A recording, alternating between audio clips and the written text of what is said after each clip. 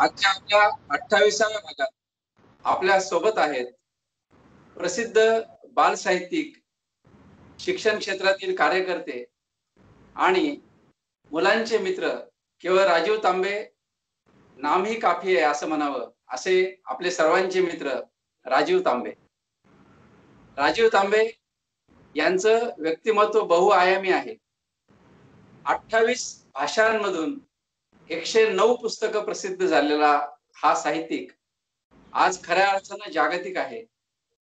2013 साली झालेल्या अखिल भारतीय बालकुमार साहित्य संमेलनाचे अध्यक्ष आणि 2016 साली साहित्य अकादमीचा केवळ मुलांसाठी उत्कृष्ट लेखन आणि कार्य यासाठीचा अखिल भारतीय स्तरावरचा पुरस्कार राजीव तांबे यांना मिळाला.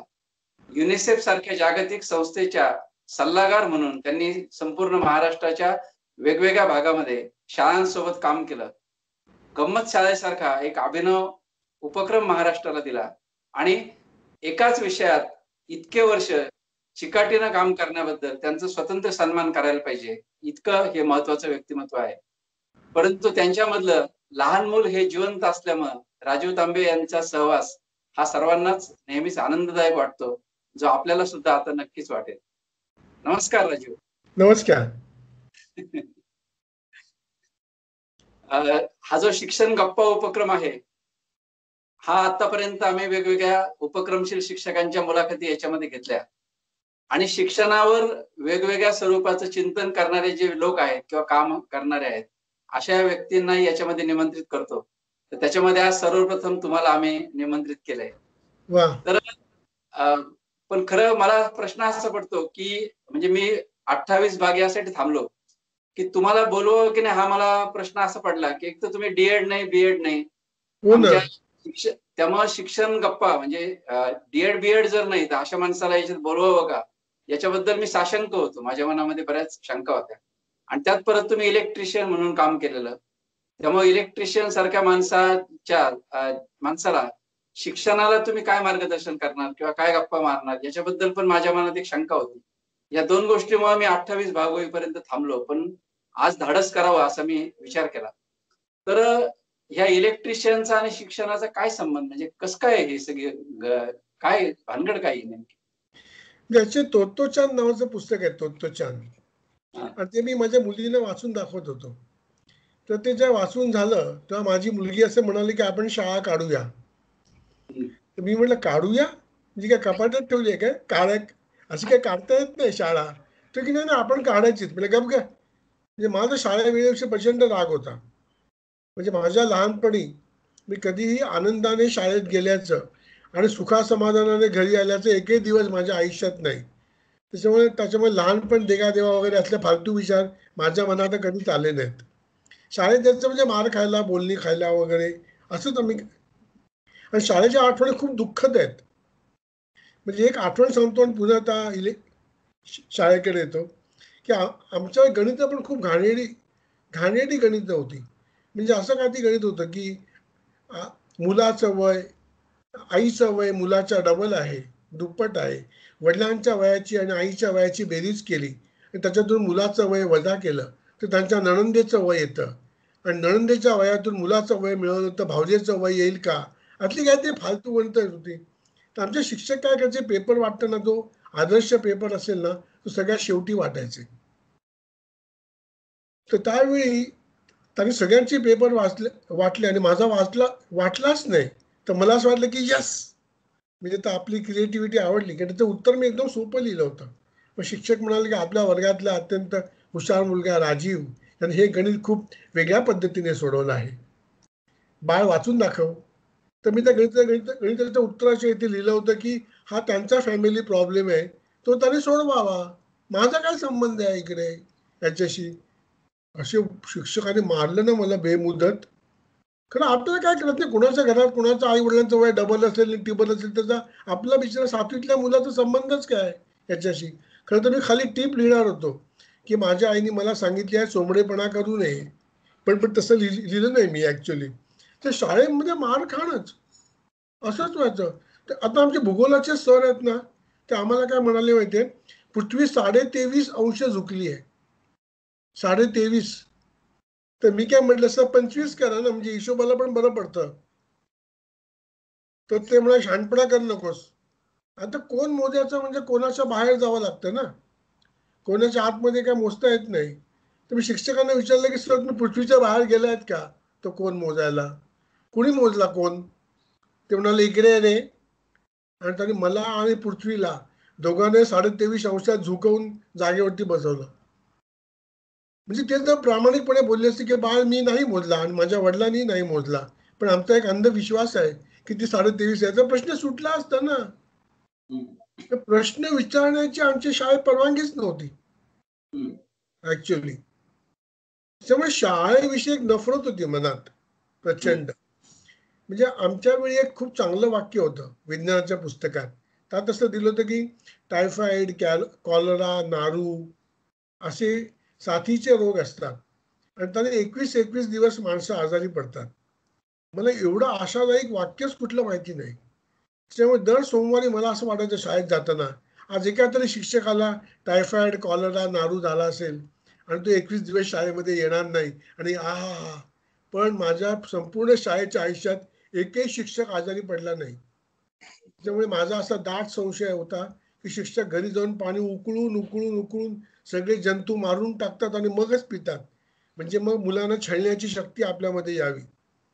आणि आता ते शिक्षक आजारी आहेत ना, मी शाळा सोडल्यानंतर. तोपर्यंत ते एकदम धडधाकट होते. तेव्हा शाळा काढा म्हटल्यानंतर माझं एकदम डोकंच फिरलं. म्हटलं अजिबातच नाही. मुलीने खूपच हट्ट केला. मग आम्ही शनिवारची 2 तासाची शाळा चालू केली आणि पहिली काळजी ही घेतली की शाळेत जे मग दुःखद अनुभव आले ते किमान माझ्या शाळेतल्या मुलांना येऊ नयेत. मुलांना जाम मजा करता यावी, मुलांना वाटेल ते प्रश्न विचारता यावेत आणि मुलं आपले मित्र व्हावीत. मग शनिवारी 2 तास मुलं घरीच जायची नाहीत. मग शेवटी आम्ही रविवारचे 2 तास सुरू केली आणि मग तेव्हा मी बीएडचा अभ्यासक्रम काय असतो, डीएडचा अभ्यासक्रम काय असतो हे वाचायला सुरुवात केली ऍक्च्युअली, की काय आहे काय.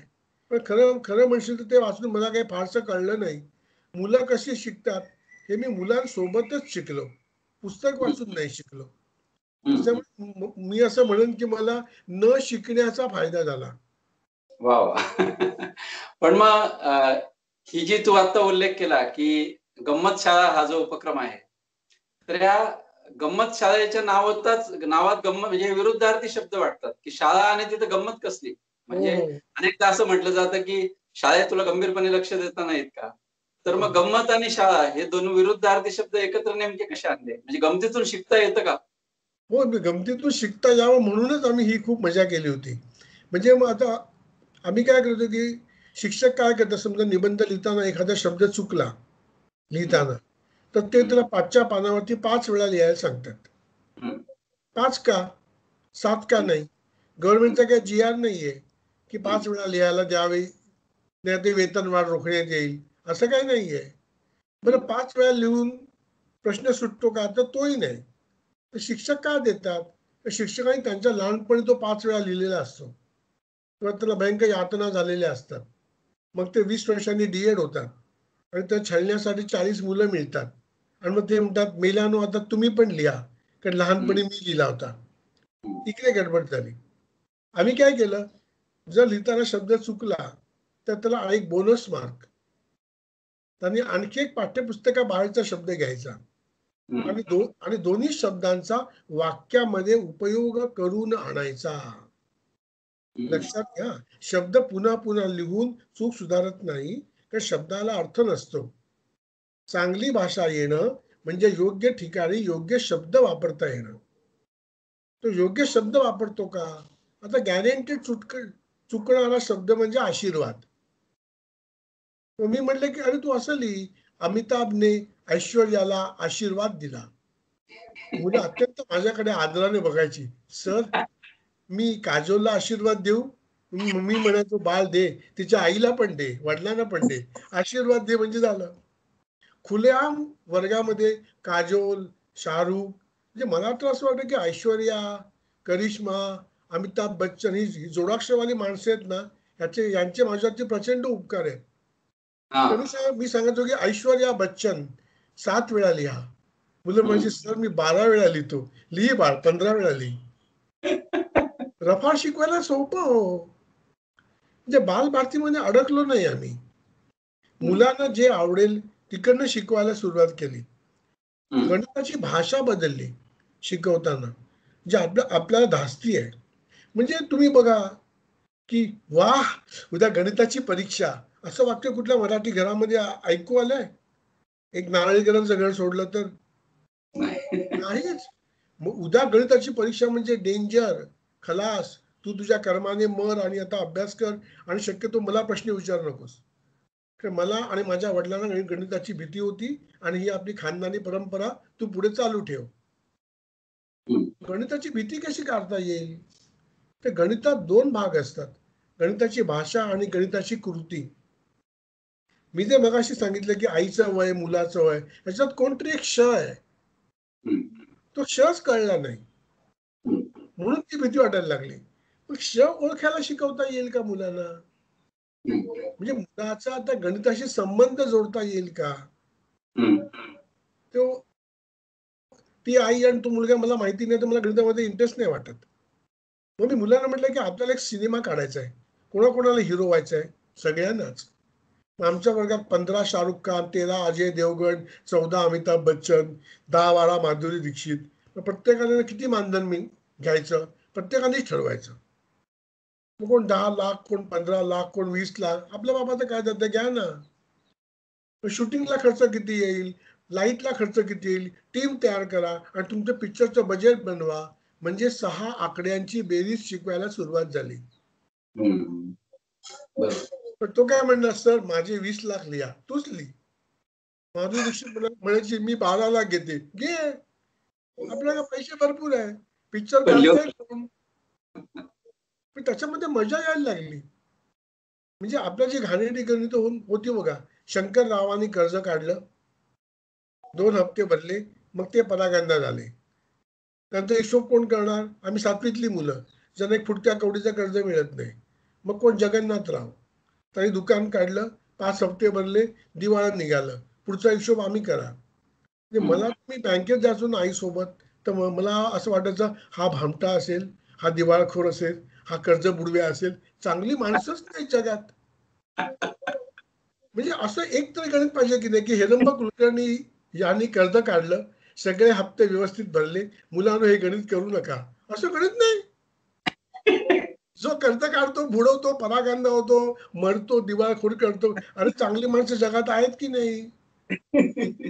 मग आम्ही म्हटलं चला आपणच कर्ज काढू, आपण आपल्या व्याजाचा रेट ठरवू, आपण सिनेमा काढू आणि मस्तपैकी धमाल करू. मुलं, हा सर ही आयडिया सॉलिड आहे. याचं मुख्य तत्व ह्याच्या मागचं असं आहे की पाठ्यपुस्तक शिकवणं बंधनकारक नाही, आपल्याला अभ्यासक्रम शिकवायचा आहे. पाठ्यपुस्तके अभ्यासक्रमावर आधारित आहे. पण मग हे जे 192 तुम्हाला साधारणपणे दर आठवड्याला 4 तास तुम्ही ती शाळा घ्यायची, म्हणजे साधारणपणे गणिताच्या भाषेत बोलायचं तर एका वर्षात तुम्हाला 192 तास मिळायचे. तर याचं तुम्ही नेमकं वर्गीकरण कसं करायचे? म्हणजे पाठ्यपुस्तकातून जे मिळत नाही, तर मग विषयनिहाय मुलांना ज्ञान मिळालं पाहिजे. समाजातलं जे जनरल नॉलेज, क्षेत्र भेटी, हे सगळंच तुम्ही मुलांना देत होते. चित्रपट मुलांना दाखवत होते, गोष्टी सांगत होते मुलांना. तर मग वर्षाचं एकूण वेळापत्रक या शाळेचं कसं असायचं? ते म्हणजे आम्ही मुलं मिळून ठरवायचो ऍक्च्युली. म्हणजे मी बेसिकली शिक्षण तज्ज्ञ नसल्यामुळे, तू आता जसं काही हिशोब केला 192 तासिका वगैरे, तर मला आत्ताच कळलं. हे तर कधी मला म्हणजे डोक्यात पण नव्हतं. ह्या रविवारी काय धमाल करूया, असं आम्ही विचार करायचो. म्हणजे धमालच करायची असायची. म्हणजे यू कॅन बिलीव्ह, एका तृतीयपंथीला सुद्धा आम्ही आमच्या शाळेमध्ये बोलवलं होतं. कारण जे छक्के असतात ते म्हणे मुलांना पळवतात. तर मुलं पळवणं म्हणजे हे काय एखादी मेथीची जुडी पळवण्यासारखं सोपं आहे का? मुलं पळवतात काय, ते काय गोंडपाटात घालून जाणार? तर पालक घाबरायचे, पण पालक मागे बसले. आणि तो तृतीयपंथी लहान कसा होता, ते कसे जगतात, त्यांचे गुरु कोण आहेत, त्यांचे सण काय, अशा सुद्धा गप्पांचा कार्यक्रम आम्ही केला. आता पहिलीतल्या मुलांना रंग शिकवायचे होते, रंग. तर आम्ही रंग शिकवण्यासाठी सर्व मुलांची ट्रिप ब्लाऊज पीसच्या दुकानात काढली. कारण ब्लाऊज पीसच्या दुकानामध्ये रंगांचे खण असतात आणि तिकडे जेव्हा बायका मॅचिंग ब्लाऊज घेण्यासाठी जातात तर कुत्रा बांधतात तसं मुलाला काउंटरला बांधून ठेवतात, अजिबात हलायचं नाही, तर ते काका ओरडतील असं करून. आणि मग ते भाऊला विचारतात, हे मॅचिंग आहे का, ते मॅचिंग आहे का. खरं म्हणजे ब्लाऊज पीसचं दुकान हे खऱ्या अर्थाने शिक्षण देणारं दुकान आहे.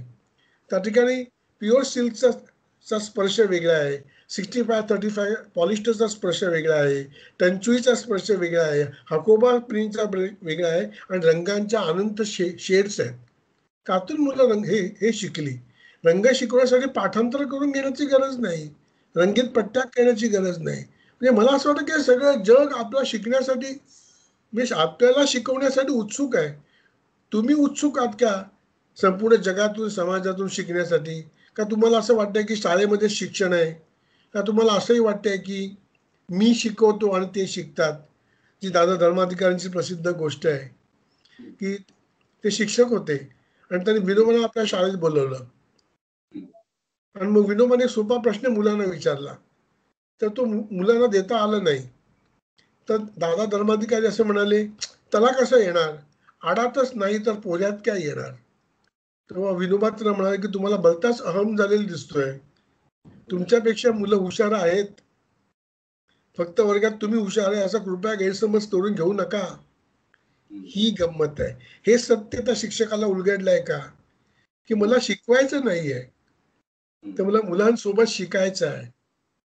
तर मग सगळी मजाच मजा त्याच्यामध्ये आहे. म्हणजे मुलं शिकत का नाहीत, तर शिक्षक अति शिकवतात म्हणून मुलं शिकत नाहीत. जेव्हा शिकवणं बंद होईल तेव्हा मुलं शिकायला लागतील. आणखी थोडं एक वाक्य सांगू काय जरा? सांगा.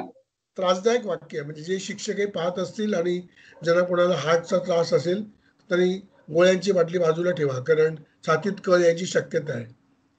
ते वाक्य असं आहे की जर मुलाने चूक केली तर त्याची चूक त्याला दाखवू नका. श्वास घ्या, दीर्घ श्वास घ्या जोरात. तर जर मुलाने चूक केली तर त्याची चूक त्याला दाखवू नका, तर काय बरोबर आहे हे पुन्हा पुन्हा आणि पुन्हा 1,00,000 वेळा दाखवा. चुका करण्याची संधी दिली तर चुकातून शिकण्याची हिंमत मिळते. आपण चुकाच करू देत नाही म्हणून मुलं शिकत नाहीत. एडिसनने दिव्याचा शोध लावला, 100 चुका केल्या का 100 वेळा तो शिकला की ही गोष्ट आता करायची नाही, वेगळी केली पाहिजे. बिलकुल हे शिकणं आहे. एक छोटा किस्सा सांगतो मग आपण पुढे जाऊया. पूर्वी शाळेमध्ये डेमो लेसन्स द्यायचं. शाळेत एका पहिलीच्या वर्गात गेलो तर पहिल्याच बाकावरचा एक मुलगा एक अशी वही खाली ठेवून बसला होता. तर मी इथल्या म्हटलं, अरे बघू मला वही. मला की मी नाही दाखवणार. म्हटलं का? मला बघायची आहे. तर मी दाखवणार नाही. शेवटी मुख्यमंत्री करतात ती मी आयडिया केली की जे आमदार मुख्यमंत्र्यांना त्रास देतात तर ते वैधानिक विकास मंडळाचं अध्यक्षपद देऊन टाकतात. तू तिकडे खा, मी इकडे खातो, मला त्रास नको. मी त्याला म्हटलं की तू वर्गाचा मॉनिटर आहेस. एकदम 56 इंच झाला. मी मॉनिटर? म्हटलं होय. म्हटलं मॉनिटर उभा राहा. मॉनिटर उभा राहिला, मी खालची वही काढून घेतली. एवढं तर आता जमलंच पाहिजे, आपण रोज पेपर वाचतो म्हटल्यावरती. वही उघडली, अक्षर ख रा ब. आता खराब अक्षर काढल्यावर आपण काय म्हणतो मुलांना? काय म्हणतात सांगा, शिक्षक मुलांना काय म्हणतात खराब अक्षर काढलं तर? 5 वेळा लिहून काढ. नाही, काय म्हणतात, कसं काढलंय असं म्हणतात. उंदराचे पाय मांजराला वगैरे वगैरे. असं खूप म्हणजे जेवढं काय हिंसक बोलता येईल. उंदराचे पाय मांजराला काढले, झुरळ काढले, गांडुळं काढलेत. म्हणजे तो शिक्षक किती उच्च विद्या विभूषित आहे त्याच्यावर आपल्याला कळतं. खूप शिकला असेल तर ते म्हणतात काय हागून ठेवलाय. म्हणजे मुलांनीच सांगितलं. हे सगळं तो घरून ऐकून आला होता. मी त्याची वही बघत होतो. मग तो मला म्हणाला की आता तुम्ही मला मारणार. म्हणजे मी नाही मुलांना मारत. आता तुम्ही मला ओरडणार. अरे मी मुलांना ओरडत नाही. मग शिक्षा करणार. अरे म्हटलं नाही. तर त्याला कळलं ना मी हे तिन्ही गोष्टी सीईटी नापास झालो तर हा शिक्षक झालाच कसा माणूस. मग त्यांनी मला विचारलं की मग तुम्ही काय करणार. म्हटलं मी काहीच नाही करणार, तूच करायचं आहे. तो आणखी टेन्शन मध्ये आला. तर मी काय करू. तू काय कर माहितीये का, व ब आणि क ही 3 अक्षर 1 महिना चांगली काढ. व काढता आला तर ब काढता येतो, ब काढता आला तर क काढता येतो. त्याला जरा जीवात जीव आला. त्याला असं वाटलं की हे दहशतवादी नाही आहेत, बरे दिसत आहेत. मग तो म्हणा मी बाकीची अक्षरं कधी काढू? मग त्याच्यानंतर काढ, जिंदगी पडली ना रे. आपल्या काय महिन्याभरामध्ये अक्षर सुधारा नाही तर मुलांना फासवा लटकवा असं काय गव्हर्नमेंटचा काय कायदा नाही आहे. नंतर मग मी फळावर लिहायला लागलो. माझं अक्षर चांगलं. तो तर माझ्या गँगमध्ये होता ना, मी मॉनिटर केलं होतं. तुम्हाला सर तुमचं अक्षर कसं काय चांगलं? म्हटलं अरे मला 50 वर्ष लिहितोय ना मी, तू तर आत्ताच लिहायला लागला ना, तुझं आणखी माझ्यावर चांगलं होईल. बिल्कुल उसके मन में विश्वास बोना, उसकी उम्मीद जगाना की तुम कर सकते हो. चूक नका दाखवू. त्याला माहितीच आहे की त्याचं अक्षर खराब आहे, त्याला माहितीच आहे की तो चुकलाय, पण कसं सुधारता येईल हे सांगणं म्हणजे मुलाला एक पाऊल वरती उचलणं. त्याच्याकरता आपल्याला आपला इगो बाजूला ठेवायला लागतो, आपलं शहाणपण बाजूला ठेवायला लागतं आणि मुलाला एक पायरी वरती उचलावं लागतं. मग मुलं पळत सुटतात. अगदी बरोबर. आपण चुका शोधण्यामध्ये आपला आनंद आहे ना, हे विसरलं पाहिजे. अगदी बरोबर. आपल्याला मुलाला पुढे घेऊन जायचंय, चुका घेऊन त्याला टोचायचं नाहीये त्याला. हा मुलांच्या बद्दलचा जो दृष्टिकोन तुम्ही आता सांगितला, तर तुमच्या व्यक्तिमत्वाचं वैशिष्ट्य हे की हा दृष्टिकोन तुम्ही शिक्षकांच्या बाबत सुद्धा घेतला. म्हणजे जेव्हा तुम्ही महाराष्ट्राच्या सर्वात दुर्गम जो भाग आहे म्हणजे अमरावती जिल्हा, चंद्रपूर जिल्हा, यवतमाळ जिल्हा, तर या जिल्ह्यामध्ये युनिसेफचं सल्लागार म्हणून काम केलं आणि त्या काळामध्ये युनिसेफच्या माध्यमातून नंदकुमार तेव्हा मला वाटतं तिकडचे सीईओ होते. तर त्या काळामध्ये जो काही आनंददायी शिक्षणाचा प्रयोग चालला होता, तर अशा ठिकाणी तुम्ही काम केलं आणि शिक्षकांना केवळ टीकेनं सुधारण्यापेक्षा प्रत्यक्ष त्यांच्यासोबत प्रशिक्षण घेतली, त्यांच्यासोबत काम केलं आणि त्याच्यामधून प्रत्येक विषयाच्या ज्या समस्या आहेत, भाषा असेल, गणित असेल, तर ते शिकवण्याच्या नव्या नव्या पद्धती तुम्ही शोधल्या. म्हणजे बऱ्याचदा असं वाटतं की राजीव तांबे म्हणजे मुंबईत राहिलेले, डोंबिवलीमध्ये गंमत शाळा चालवली, परंतु राजीव तांबेंनी महाराष्ट्राच्या आदिवासी भागातल्या दुर्गम शाळांसोबत काम केलेले. त्याच्यामुळे शिक्षणातल्या तळागाळातले खरे प्रश्न तुम्हाला समजलेले आहेत आणि त्यामुळे तुमचं शिक्षण विषयक आकलन खूप उंचावलेलं आहे. तर तो अनुभव मला आमच्या शिक्षक मित्रांना समजून घ्यायचा आहे की तुम्ही नेमकं कसं काम केलं या सगळ्या जिल्ह्यांमध्ये. एकच गोष्टीचा मला फायदा म्हणजे जिकडे नावा ट्रिगर होतो ना, आपण ट्रिगर होतो. पहिलाच दिवस होता माझा यवतमाळ त्या जिल्ह्यातला आणि माझ्या लक्षात आलं की इथे शिक्षकांना भागाकार येत नाहीये, शिक्षकांना गुणाकारामध्ये अडचण आहे, जोडाक्षरामध्ये अडचण आहे. मी प्रचंड व्यथित झालो की इतकं कसं समजत नाही. म्हणून मी तणतणत नंदकुमारांकडे गेलो. डे 1 रक्त गरम असतं एकदम. आणि मी तर म्हटलं की ह्यांना हे येत नाही, त्यांना ते येत नाही, त्यांना ते येत नाही. तेव्हा नंदकुमार माझ्या खांद्यावर हात ठेवून अतिशय थंडपणे मला म्हणाले की इसीलिए तो यहाँ प्रोजेक्ट चल रहा है. आणि मग त्याने मला एक भगवद्गीतेतलं वाक्य असल्यासारखं सांगितलं. ते मला म्हणाले don't come with the problem, come with the solutions. ये तो हमें भी पता है कि यहाँ लोगों को नहीं आ रहा है, मुझे ये बताओ कि इसके लिए तुम क्या करना चाहते हो, और जो करना चाहते हो ना वो करना शुरू करो. You have full permission to do anything. मुझे ये बताओ कि ये प्रॉब्लम खत्म हो गया, ये प्रॉब्लम कम हो गया, ऐसे बताओ. कौन सा प्रॉब्लम है ये मत बताओ. तुम्हारे पहले से मैं इस प्रोजेक्ट पे काम कर रहा हूँ. आणि आय वॉज ट्रिगर्ड. मग मला असं वाटलं की हे शिवधनुष्य आपण घेतलंच पाहिजे.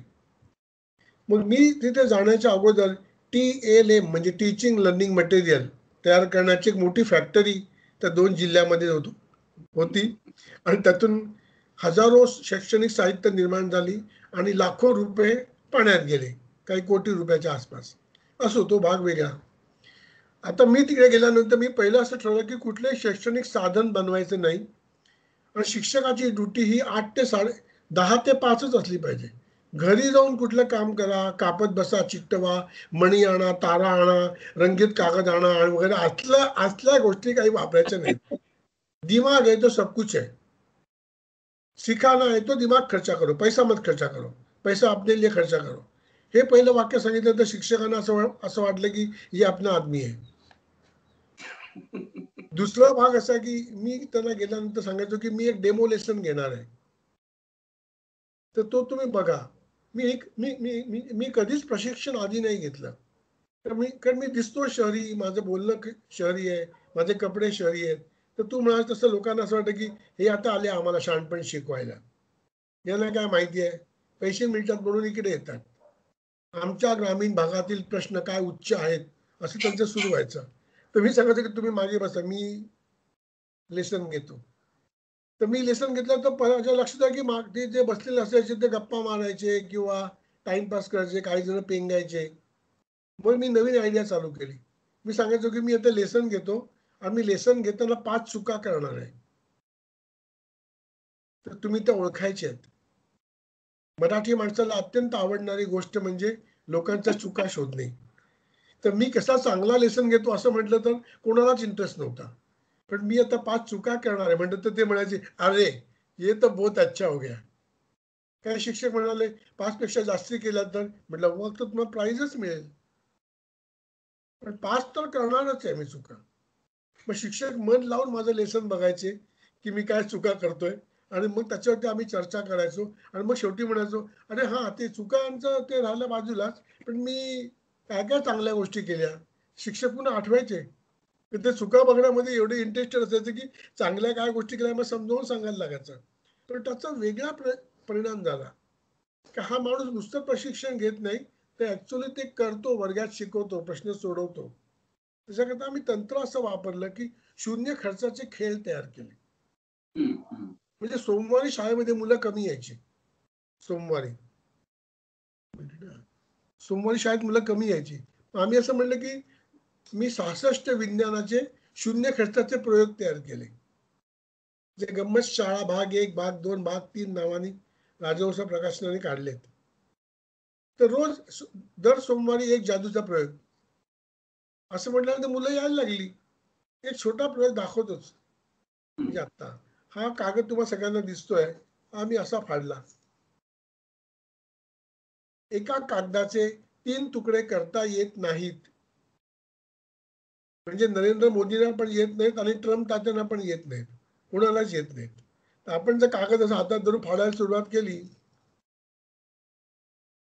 तर त्याचे 2च तुकडे होतात. त्यामुळेच मजा येते. आता याच्या मागचं विज्ञान काय? तर ते 2च का होतात? तर त्याचे 5 कारणं आहेत. मी शेवटचं कारण सांगतो, वेळ वाचवतो. फाटताना जो तुकडा वीक असतो, तो आधी फाटतो. मग तो आणखी वीक होतो, तो आणखी वीक होतो आणि तो होत नाही. त्याची जाम गंमत वाटते. एक कागद घेतला तर 5 प्रयोग. कागदाचा तुकडा घेतला तर. पोस्टकार्ड मधल्या कागदातून मी आरपार जाऊ शकतो. सोबत एक शिक्षक घेऊन येईल. तर कापायची पद्धत आहे. ते दिलंय गंमत शाळा भाग 3 मध्ये. तर मुलांना मजा वाटायची की अरे खूप आहे, वेगळं आहे. मग आम्ही विज्ञान जत्रा, गणित जत्रा असं शाळेतून घ्यायला सुरुवात केली. आणि विनोबांचं जे वाक्य आहे की शाळा गावात आली पाहिजे आणि गाव शाळेत गेलं पाहिजे. घर शाळेत आलं पाहिजे आणि शाळा घरात गेली पाहिजे. तर पालक शाळेमध्ये कसे येतील? त्यानंतर वेगवेगळ्या स्पर्धा घ्यायला सुरुवात केली. विज्ञानाच्या, गणिताच्या मुलांना तयार केलं आणि एक वेगळा माहोल गावात तयार केला की ही शाळा आपली आहे. ही शाळा त्यांची नाही, आपली शाळा आहे. अशा तऱ्हेने मग आम्ही लायब्ररी चालू केला. प्रत्येक शाळेला 10,000 रुपयाची पुस्तकं दिली युनिसेफ मधून आणि ती पुस्तकं गावातल्या लोकांना पण वाचायला मिळतील अशा तऱ्हेने काही उपक्रम सुरू केले. म्हणजे खूप वेगवेगळे प्रयोग राजीव सर, आपला प्रथम संस्थेबरोबर पण तुम्ही काम केलेलं आहे. तर असं अहवालामध्ये जे दरवर्षी दिसतं की बाबा मुलांना लिहिता येत नाही, वाचता येत नाही, तर या समस्या तुम्हाला त्या 3 जिल्ह्यामध्ये पण दिसल्या की वजाबाकी, भागाकार या 2 विषयामध्ये गणितात अडचणी येतात आणि जोडाक्षर लिहिणं, रफाराचे शब्द, तर या लिखाणामध्ये भाषेत अडचणी येतात आणि वाचनाचा वेग मुलं पकडत नाहीत. तर मग या 3 मुद्द्यांवर पारंपरिक पद्धतीने काम न करता तुम्ही काय पद्धती शोधल्या नेमक्या? नाही, आम्ही वेगळी पद्धत काय वापरली की जोडाक्षर हे उच्चारावरती अवलंबून आहे. मी उच्चार कशा करता त्याच्यावरती. अनेक ठिकाणी कृष्णाला कृष्ण म्हणतात, वृक्षाला वृक्ष म्हणतात. इथे जे मोठा प्रॉब्लेम आहे, क्रू आहेत, कर नाहीये, वृ नाहीये. मग उच्चार कसे शिकवायचे? तर पहिल्यांदा उच्चार दाखवले पाहिजेत. मग आम्ही काय केलं की क्रू, मृ, श्रू, ट्रू, ड्रू असं ओरडा बरं. मुलं असं वाटलं हे इंटरेस्टिंगच आहे. सगळे शिक्षक करून गप्प बसा सांगतात, हे तो ओरडा सांगतात. मुलं जाम बेंबीच्या देठापासून ओरडायची, क्रू मृू सुरू ट्रू. म्हणजे आता तुम्ही जे बोललात ना ते मी लिहून दाखवतो. मग मी फळ्यावरती लिहायचो क्रू, ओरडा बरं क्रू, ओरडाची क्रू. आता लिहा बरं ते क्रू. म्हणजे हा सोपा खेळ आहे. आता सुरू, मी सुरू लिहितो हा, मग आता ट्रू कोण लिहिल? म्हणायचे हा मला माहिती आहे कसं लिहायचा. मग मृू कोण लिहिल? ह्रू कोण लिहिल? ह्रू कोण लिहिल? म्हणजे अरे जामच धमाल आहे, हे एकदमच फालतू आहे. मुलांचा कॉन्फिडन्सच वाढला. त्यांना कळलंच नाही की मी त्यांना शिकवतोय म्हणून जोडाक्षर. ही आयडिया मला कशी कळली? त्यावेळी एक पद्धत होती की मुलांच्या परीक्षा घ्यायच्या 5. एक 2 शिक्षकांनी, एक केंद्र प्रमुखाने आणि एक गट शिक्षण अधिकाऱ्याने. गट शिक्षण अधिकारी आपला पेपर द्यायचे केंद्र प्रमुखाला, तुम्ही घ्या. केंद्र प्रमुख तो पेपर द्यायचा शिक्षकाला आणि मुलांना पिसून काढत होते. आता त्या परीक्षा होतात की नाही बरोबर म्हणून मी बघायला गेलो मूल्यांकनासाठी. म्हणून मी तो पेपर हातात घेतला आणि मुलांना सांगितलं की लिहा रुक्मिणी. तर मुलं म्हणाली सर्प. म्हणलं रुक्मिणीचा आणि सर्पाचा काय संबंध आहे? मला कळेच ना. सगळी मुलं हसतायत. शिक्षकांना म्हटलं की मी रुक्मिणी म्हटलं तर सर्प काय म्हणतात? तर ते मला पुढचा शब्द तो आहे. मी म्हटलं की अरे पण पेपर तर माझ्या हातात आहे. तो तुमच्या हातात आहे, पण हा मी त्यांच्याकडे 10 वेळा लिहून घेतलाय. मार्क कमी पडले तर मी म्हटलं असं काय? मग मी सर्पाच्या बदले मी म्हटलं पर्स. मुलं बोलले पर्स नाही, आम्हाला सर्पच लिहिता येतं, पर्स नाही लिहिता येत. मग माझ्या लक्षात आलं की ते घोटवून घेतल्यामुळे झालेली गडबड आहे. ऍक्च्युली त्याला वेगळ्या तऱ्हेने जर भिडलं तर तो प्रश्न सुटू शकेल. आणि मग अशा वेगळ्या पद्धती त्याच्यासाठी वापरल्या.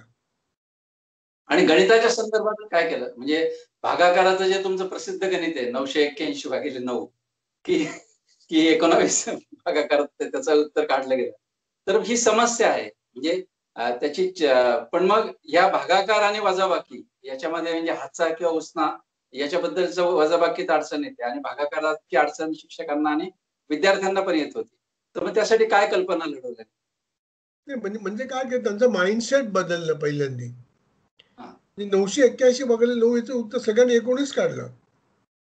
आणि मी जे 109 शिकवायला लागलो तर त्यांना असं वाटलं की अच्छा म्हणजे ही नवीन शैक्षणिक पद्धत आली वाटतं आता. ते काही शिक्षक म्हणाले की 109 फायनल आहे का उत्तर? तर आम्ही ते काढतो. म्हणजे फायनल? मी शिकवतोय का मगाचपासून? सगळाच गोंधळ झाला. म्हणजे काही शिक्षक तर इथून गुणायला लागले. म्हणजे 19 गुणिले 9 तर 9 एके 9 आणि 99 81 असं 981 करून दाखवलं. तर मी म्हटलं तुम्ही इकडनं का नाही गुणत? तर इकडनं गुणलं की हातचा बिच्चा येतो ना, कटकट होते म्हणाले. म्हणजे पूर्ण माइंडसेट डोकं आपलं शांत ठेवून त्यांना करणं. मग आम्ही गणिताकरता खेळ तयार केले आणि गणिताच्या गोष्टी तयार केल्या भागाकाराच्या. म्हणजे कशी एखादी गोष्ट, गणिताची गोष्ट दाखवतो ना. एक खेळ असा तयार केला की तो बालभारतीने घेतला. म्हणजे मी एक टिचकी वाजवली तर 1 आणि एक टाळी वाजवली तर 10. 10 बोटं एकत्र आली म्हणजे दशक. तर ही संख्या किती? तर 22. म्हणजे दशकामध्ये एकक मिळायला सुरुवात केली. आता मी असं म्हणायचो पुढच्या वर्गाकरता मी जर असं केलं तर 100. माझी बॉडी 100% आहे. तर ही संख्या किती? तर 101. का मी दशक दिलाच नाही. मग 345 म्हणलं 3 ची किंमत किती? तर 3. म्हणजे फेस व्हॅल्यू आणि प्लेस व्हॅल्यू शिकवायला आपण हाच खेळ. आता हाच खेळ मी नैदानिक पद्धतीसाठी वापरला. म्हणजे ही जी संख्या आहे हिच्यामध्ये मी ऑलरेडी 5 मिळवलेच आहेत. तर माझ्या मनातली संख्या किती? माझ्या मनातली संख्या मिळवलेच आहेत म्हणजे ते 5 वजा करायला पाहिजेत. पण काही वेळा मुलं म्हणतात 27. अशा वेळी मी न चिरतात हे समजून घेतलं पाहिजे की त्या मुलाचा उत्साह पुढे आला आणि त्याची कृती मागे राहिली. मी त्या मुलाला आणखी जवळ घेऊन म्हटलं पाहिजे अरे याच्यात मिळवले आहेत ना. मग मी काय केलं पाहिजे बरं? तरी पण कळलं नाही तर फळ्यावरती आकृती काढली पाहिजे की ही संख्या आहे, हे 5 मिळवलेत तेव्हा 22 झाले. संख्या शोधण्यासाठी मला काय केलं पाहिजे? मग तो मुलगा म्हणतो हा सर. मग तो मला फसवत नाही. त्याला असं वाटतं घे चांगलेत हे पुन्हा पुन्हा न थकता समजावून सांगतात, यांच्याशी आपण रॅपो वाढवला पाहिजे. म्हणजे मी तिथं ओरडलो, डाफरलो, तर तो गणित शिकणार नाही. तो काय ती चालूगिरी करेल, मला फसवायचा प्रयत्न करेल. तर मी मुलाची शिकण्याची गती समजून घेऊन माझा शिकवण्यामध्ये बदल करायला पाहिजे. हे जेव्हा शिक्षकाला कळेल तेव्हा मुलांची शिकण्याची गती वाढेल. पण हे जसं गणिताच्या बद्दल सांगितलं, तसं मला शाळांमधलं विज्ञान शिक्षण जे आहे, तर त्या विज्ञानाच्या संकल्पना स्पष्ट होणं ही मोठी समस्या वाटते. याचं कारण असं की एकतर आपल्या 7वी पर्यंतच्या शाळांना प्रयोगशाळा नाहीत ग्रामीण भागामध्ये, आणि प्रयोगशाळा हायस्कूलला असल्या तरी सुद्धा विज्ञानाच्या संकल्पना व्याख्येप्रमाणे फक्त मुलांना समजतात, पण त्याच्या खोलामध्ये आपण घुसायला लागलो की असं लक्षात येतं की ते फारसं पोहोचलेलं नाही. म्हणजे तुमचं ते जे सजीव निर्जीवचं जे उदाहरण आहे नेहमी तुम्ही देता, तर त्याच्यातून मला थोडं सांगा की विज्ञानाच्या संकल्पना नेमक्या कशा पोहोचवल्या पाहिजेत? म्हणजे इयत्ता तिसरीला तो धडा अजूनही आहे. पहिला धडा आहे आपल्या सभोवती म्हणून. तर ते चंदू नावाचा मुलगा आहे. त्याच्यामध्ये असं दिलं की चंदू मोठा होतो, पण चंदूचे कपडे मोठे होत नाहीत आणि चंदूची खेळणी मोठी होत नाहीत. त्यामुळे चंदू सजीव आहे. डायरेक्ट सजीवांची लक्षणे. सजीवांना अन्नाची गरज आहे. तिकडे एवढी मोठी थाळी दाखवली आहे.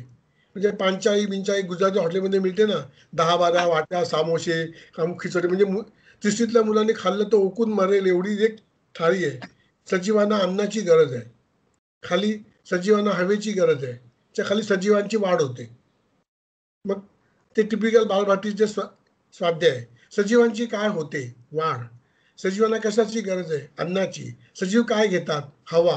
मग पुन्हा खाली दुसरा, हवा कोण घेतं? सजीव. सजीव काय खातात? अन्न. वाढ कोणाची होते? सजीवांची. असं कडून जाम पिढून काढलंय. त्यामुळे मला नक्की वाटलं की सगळ्या मुलांना असं वाटणार की जो कोण चंदू आहे ना तो सजीव आहे. आपला काय संबंधच नाही. पण चंदू पहिल्या पानावरती एकदम लहान असतो आणि एक पान उलटल्यावर एकदम बक्कन मोठा होतो. एवढा मोठा तर आपण पण झालेलं नाही.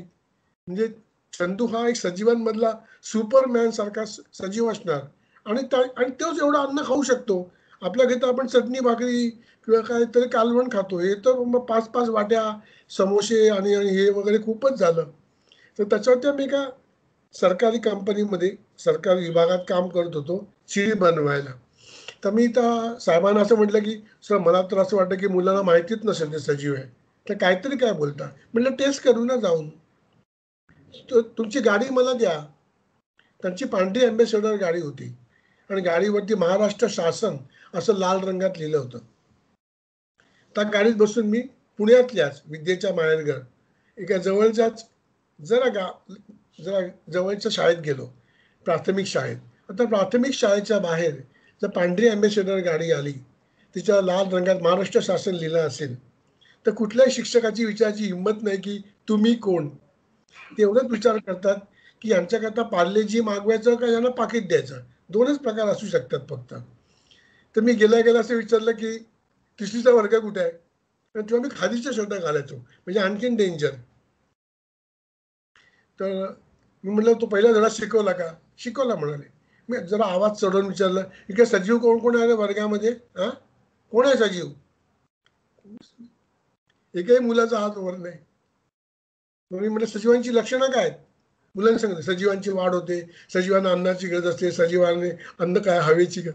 म्हणजे तुमच्या शिक्षकांची वाढ होते का? मुलं बोलली नाही, ते आल्या दिवसापासून तेवढेच आहेत. शिक्षक हवा घेतात का? काय कधी बोलले नाहीत. शिक्षक अन्न खातात? मुलं म्हणलं ते डबा खातात. अरे अन्न खातात का? पुस्तकात काय दाखवलंय? ते नाही. मग शिक्षक कोण आहेत? मुलं म्हणाले निर्जीव. शिक्षक पण घाबरले. नोकरी जाते की काय? पांढरी अँबेसेडर, महाराष्ट्र शासन, खादीचा शर्ट आणि शिक्षक निर्जीवचं मुलं सांगतात खुलेआम. मी शिक्षकांना म्हटलं की मी पुन्हा बुधवारी येणार आहे, थोडी यांची तयारी करून घ्या. आणि त्या मुलांना सांगितलं की आज सगळ्यांनी घरी गेल्यानंतर, सोमवार होता, सगळ्यांनी घरी गेल्यानंतर आपल्या आईवडिलांना विचारायचं आपल्या खानदानमध्ये कोण कोण सजीव आहे. काका सजीव आहे का? मामा सजीव आहे का? की गेले वरती? आजी आहे का? आजोबा आहे का? जे तुमच्या खानदानमध्ये सजीव आहेत त्यांची नावं लिहून आणायची. खरेच दोन विचारायचं प्रत्येकाने, हा गृहपाठ. शिक्षकांनी सांगितलं हा गृहपाठ व्हायला पाहिजे.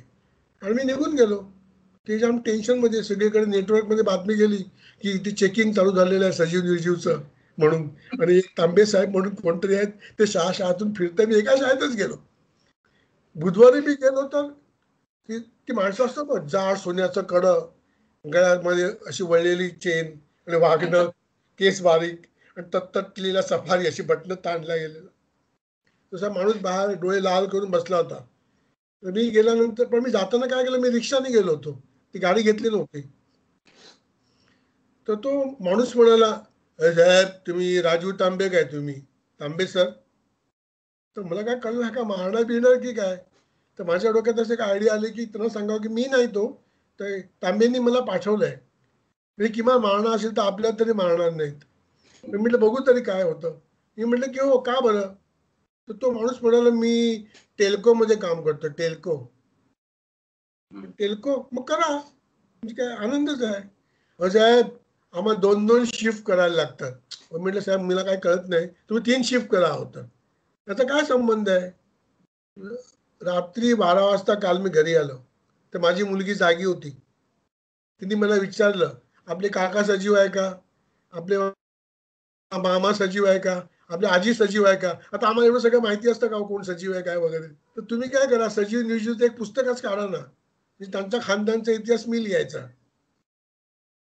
लक्षात घ्या तुम्ही, म्हणजे पालकांना पण माहिती नाही आपण सजीव आहे की नाही. शिक्षक तर सोडाच तुम्ही, शिक्षकाचं काम काय, पाठ्यपुस्तक पूर्ण करणं नव्हे, खालचे स्वाध्याय सोडवून घेणं तर अजिबातच नव्हे, पाठ्यपुस्तकातील आशय आणि त्या मुलाचं जीवन याचा सहसंबंध जोडणं. चला आपण खोलीतून बाहेर जाऊ आणि कोण कोण सजीव दिसतात ते पाहू, कुणाकुणाची वाढ होते. तुमच्या लहानपणचे फोटो आहेत का तुमच्याकडे, हा बघा माझा लहानपणचा फोटो, हा बघा माझ्या मोठ्यापणचा फोटो, मी किती मोठा झालो बघा. हा, हे शिकवणं आहे, स्वाध्याय पाठ करणं नाही. इथे गडबड झाली सगळी ऍक्च्युली मारण्यामुळे. आता तुम्ही अगदी बरोबर मुद्द्यावर बोट ठेवलं की गडबड नेमकी कुठे झाली.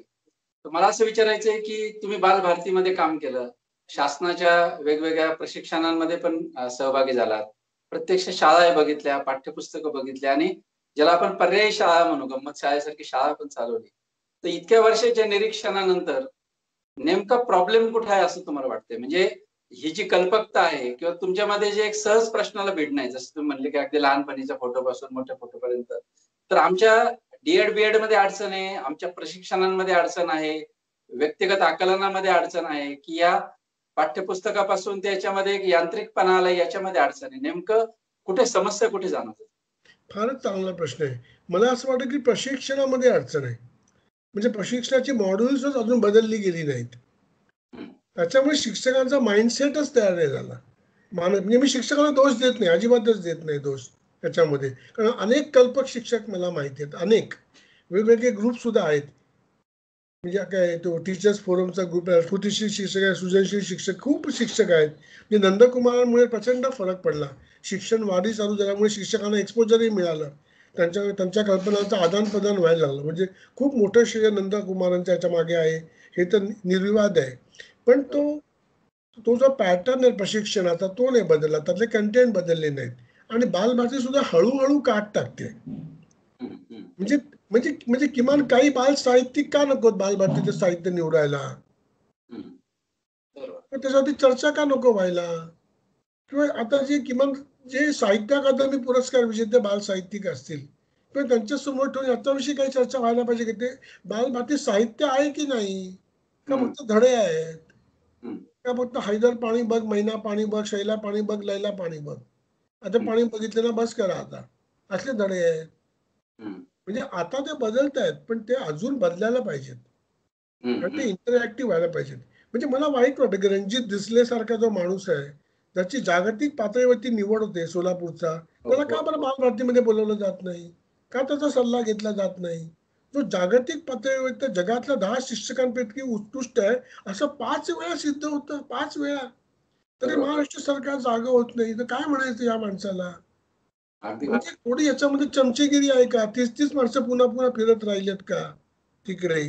तर हे साचले पण जर दूर झालं आणि जरा नवीन लोकांना त्याच्यामध्ये वाव मिळाला तर प्रचंड फरक पडू शकेल असं मला वाटतं. बरोबर. तुम्ही आता बाल साहित्यिकांचा उल्लेख केला, तर तुमच्यामधलं हे जे लहान मुलं आहे, म्हणजे 28 भाषांमध्ये 109 पुस्तकं तुम्ही लिहिलीत आणि आज वयाच्या नाही नाही नाही, माझं एकच पुस्तक 28 भाषांमध्ये गेलंय. हो. हा, सगळी हां. पुस्तकं नाही गेली. नाही, एकूण 28 भाषांमध्ये लिखाण केलंय असं. नाही, पण ते 28 भाषांमध्ये त्याचा अनुवाद झाला, भाषांतर झाली. ओके.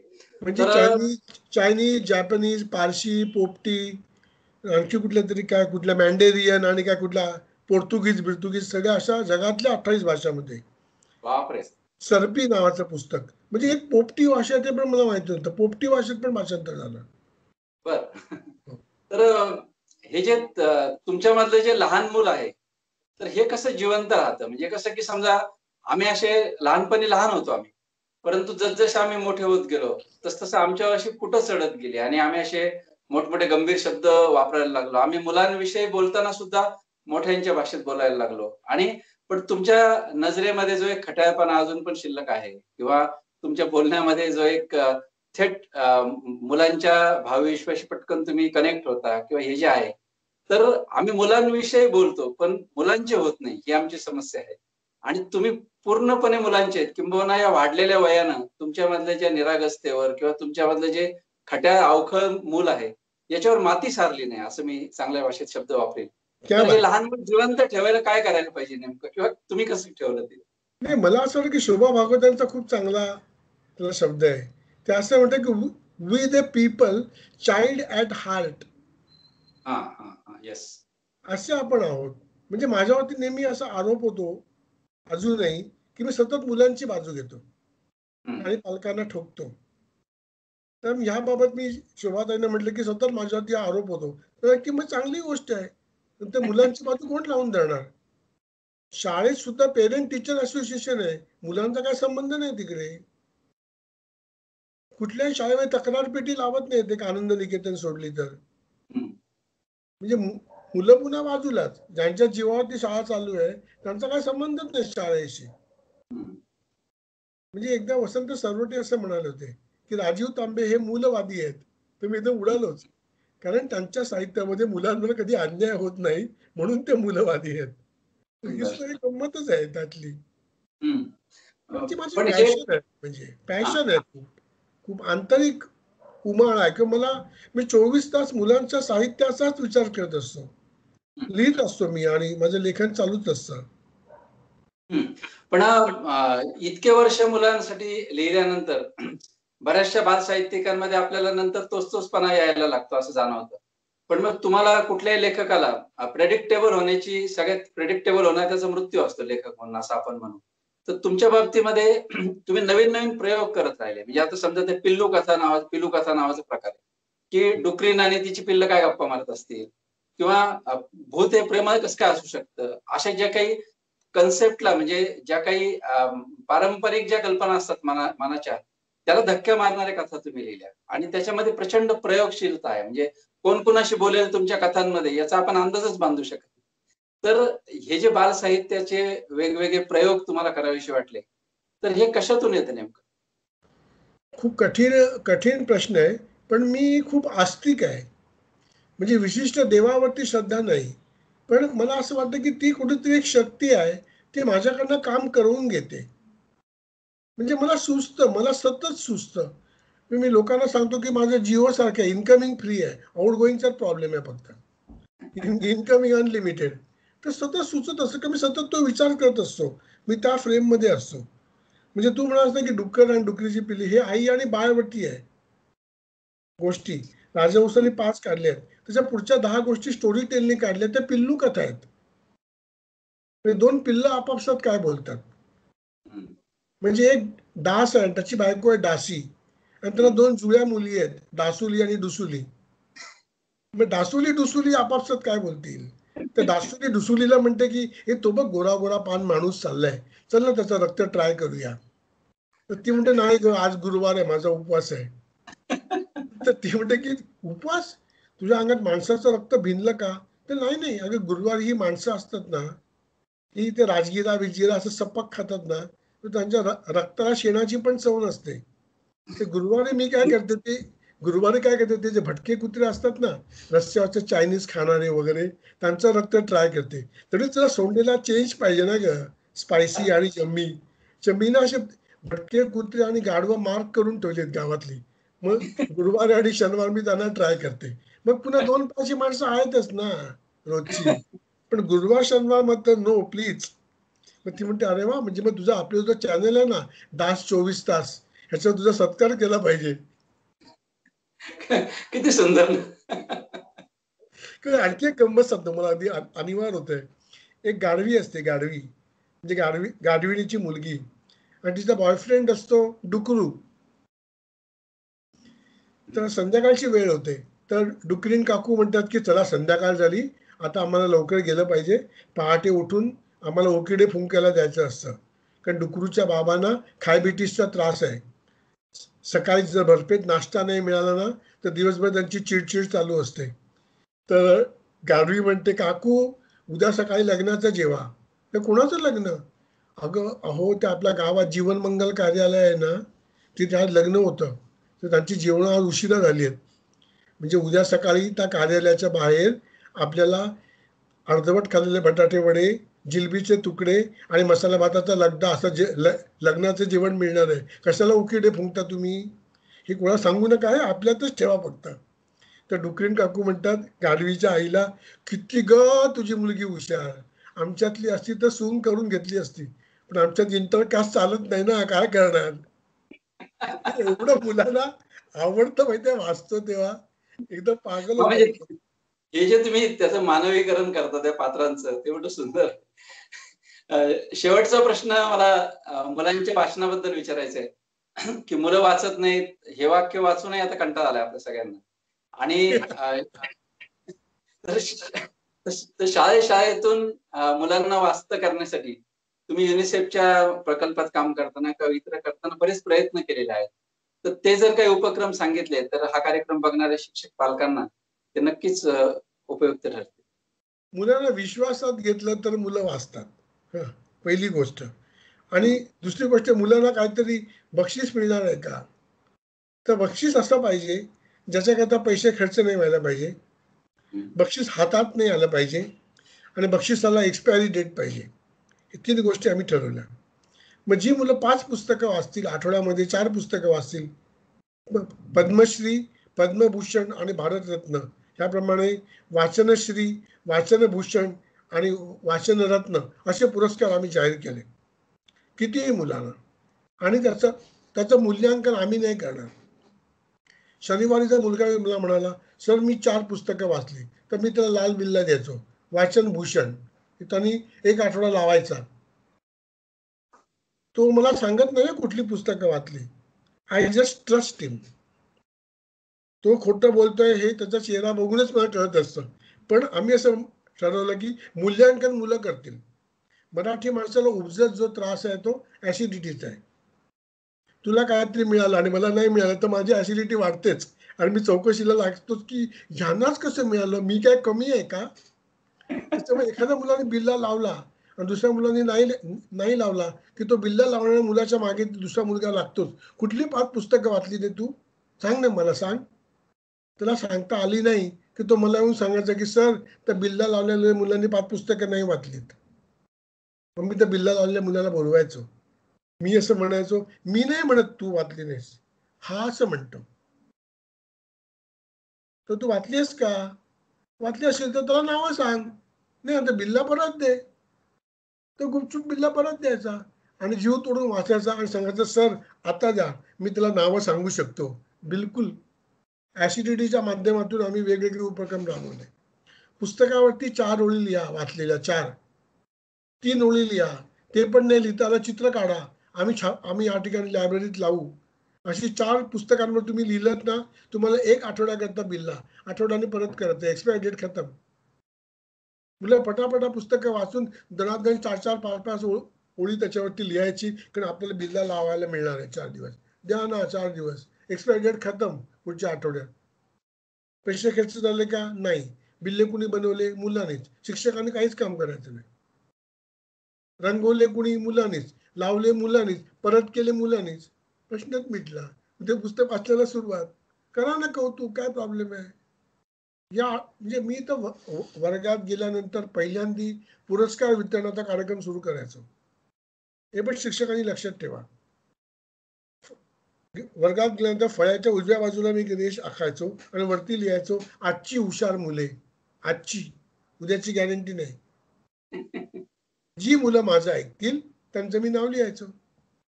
अख्खा वर्ग ऐकणार ना हो. जास्ती ऐकलं तर 1+, आणखी ऐकलं डबल+. संध्याकाळी पुरस्कार वितरण कॅन्सल. सकाळी टाळ्या वाजवायच्या, नावं पुसून टाकायची. दुसऱ्या दिवशी पुन्हा पुरस्कार वितरण सोहळा सुरू. आजची हुशार मुलं. तुम्हाला थोडी पद्धत बदललं पाहिजे. थोडा मूल केंद्रीय विचार केला पाहिजे. मुलाला काहीतरी बक्षीस दिले पाहिजे, शाबासकी दिली पाहिजे. कारण आपल्याकडे काय माहितीये का, मराठीमध्ये वाह, छान, सुंदर हे अमराठी शब्द आहेत. अमराठी हे कुठल्याही घरामध्ये उच्चारले जात नाही. शिक्षक तर नाहीतच. मुलांना म्हणा ना छान सुंदर, काय प्रॉब्लेम आहे काय? टॉन्सिलचा त्रास आहे काय? अरे वा, छान वाचतोस, अरे वा तू हुशार आहेस, अरे वा तुला बक्षीस देतो. फळ्यावर खर्च काहीच नाही हो. बिनखर्चाची बक्षीस द्या ना. मुलं तुमचं ऐकणार का नाही ऐकणार? थोडी पद्धत बदलू, थोडा मूल केंद्रीय विचार करू, तर प्रश्न सुटतील असं वाटतं मला. अगदी बरोबर. तर हे आहेत राजीव तांबे. 50शी ओलांडलेलं लहान मूल असं मी त्यांचं नेहमी वर्णन करतो. 60 बापरे. 60 ओलांडलेलं लहान मूल असं कसं वर्णन करता येईल. किंबहुना आपल्याकडे ते निज शैशवास जपणे वगैरे म्हणतात. तर इथे ती भानगडच नाही. इथे जन्मल्यापासून आतापर्यंत बालपणच चालू आहे. अशी स्थिती असल्यामुळे इथे स्वतंत्र मन बनवावे लागेल. मला राजीव तांबे यांचं मित्र म्हणून जरी आम्ही हसत असलो तरी त्यांच्या योगदानाचं मोठं कौतुक वाटतं की खरोखर साहित्य अकादमीने त्यांचा जो मुलांसाठी आयुष्यभर काम केल्याचा जो सन्मान केलाय तो अत्यंत यथोचित आहे. याचं कारण असं की संपूर्ण आयुष्यभर आपल्याकडं फक्त मुलांसाठी काम करणं अशी जी काही अत्यंत अपवादात्मक उदाहरणं आहेत त्याच्यामध्ये राजीव तांबे आहेत. तुम्ही प्रौढांसाठी देशाच्या समस्यांवर विश्वशांतीवर चिंतन करणारं लेखन केलं की तुम्हाला अधिक गांभीर्याने घेतलं जातं आणि पोरासोरांचं काय मनावर घ्यायचं अशा पद्धतीची आपली मानसिकता असते. आणि म्हणून आपण बाल साहित्याबद्दल किती आदराने बोललो तरी आपल्या महत्वाकांक्षा ज्या असतात त्या मोठ्यांमध्ये आपल्याला आदर मिळावा अशाच प्रकारच्या असतात. मुलांमध्ये काम केलं तरी ते मोठ्यांनी कौतुक करावं असं आपली अपेक्षा असते. परंतु केवळ मुलांच्या एका हास्यासाठी, मुलांच्या एका दाद मिळण्यासाठी किंवा एखाद्या मुलाच्या चेहऱ्यावर हसू फुलण्यासाठी हा माणूस आयुष्यभर काम करत राहतो. त्याच्या संपूर्ण कामाचं केंद्र जर आपण मानलं तर फक्त मुलांना आनंद देणं इतकंच फक्त त्यांच्या कामाचं 1 लाईन डिस्क्रिप्शन करावं अशा प्रकारचं आहे. आणि खरं तर यांची मुलाखत आता 1 तास संपत आलाय. पण प्रत्येक मुद्द्यावर स्वतंत्र मुलाखत घ्यावी. गणितातले प्रयोग, भाषेचे प्रयोग, इंग्रजीचे प्रयोग, वाचनाचे प्रयोग, मुलांचा हस्ताक्षर सुधारण्याचे प्रयोग, सुट्टीत काय करावं, स्वयंपाकघरातले मुलांच्या सोबतचे प्रयोग, असे असंख्य छटा या माणसाच्या व्यक्तिमत्वाला आहे. केवळ फक्त लेखक राजीव तांबे अशी एक स्वतंत्र चर्चा किंवा मुलाखत होऊ शकते.